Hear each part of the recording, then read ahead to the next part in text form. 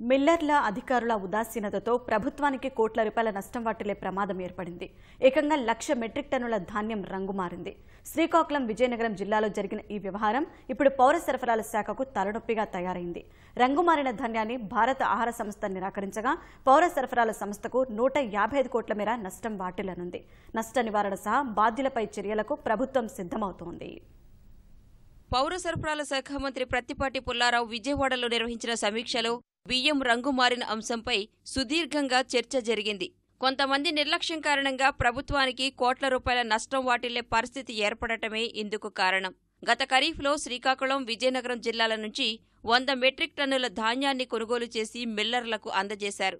నిబంధనల ప్రకారం 15 రోజుల్లో మరాడించి బియ్యాన్ని తిరిగి ఇవ్వాల్సి ఉంది. జనవరిలో ఇచ్చిన ధాన్యానికి ఇప్పటి వరకు బియ్యం ఇవ్వలేదు. పైగా ప్లాస్టిక్ సంచుల్లో నిల్వ చేశారు. గాలి ఆడనందున ధాన్యం రంగు మారిపోయింది. గోనె సంచులకు బదులు ప్లాస్టిక్ సంచుల్లో ధాన్యం నిల్వ చేయడమే ఇందుకు కారణం. ఇప్పుడు ఆ ధాన్యాన్ని మరాడిస్తే బియ్యం రంగు మారడం సహా నూకగా తయారవుతోంది. విధిలేని పరిస్థితుల్లో రంగు మారిన ధాన్యాన్ని బాయిల్డ్ రైస్గా మార్చాలని నిర్ణయించారు. ధాన్యాన్ని తూర్పుగోదావరి జిల్లాకు తరలించాలని మంత్రి ఆదేశించారు.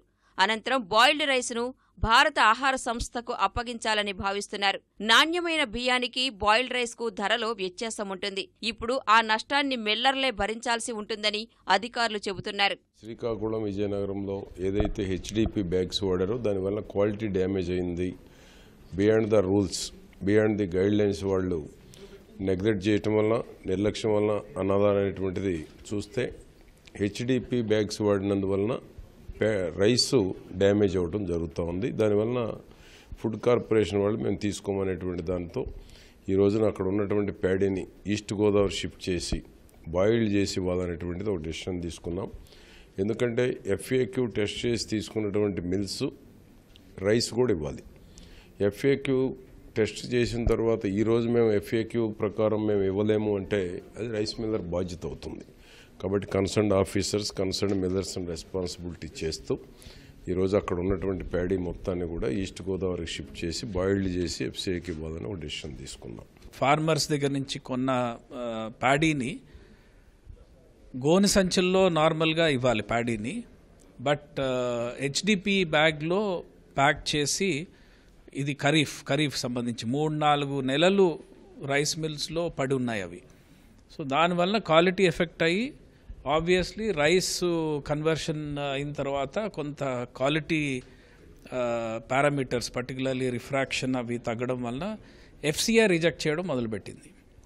ఎఫ్సిఐ రిజెక్ట్ చేసింది కాబట్టి అది స్టేట్ సివిల్ సప్లైస్ కార్పొరేషన్ తీసుకోవాలనేది ఒక రిక్వెస్ట్ వచ్చింది జిల్లాల నుంచి. బట్ మేము క్లారిఫై చేసింది ఎఫ్ఏక్యూ అనేది యూనివర్సల్ పారామీటర్సే ఉంటాయి. అది ఎఫ్సిఐకి separate, civil supplies corporation separate అనేది లేదు.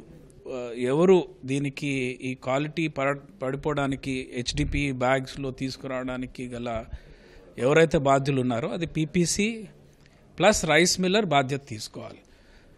వీళ్ళ దగ్గర నుంచి మనం కాస్ట్ డిఫరెన్షియల్ ఏది ఉందో అది వాళ్ళ దగ్గర నుంచి వాళ్ళ మీద ఇంపోజ్ చేయడం జరుగుతుంది.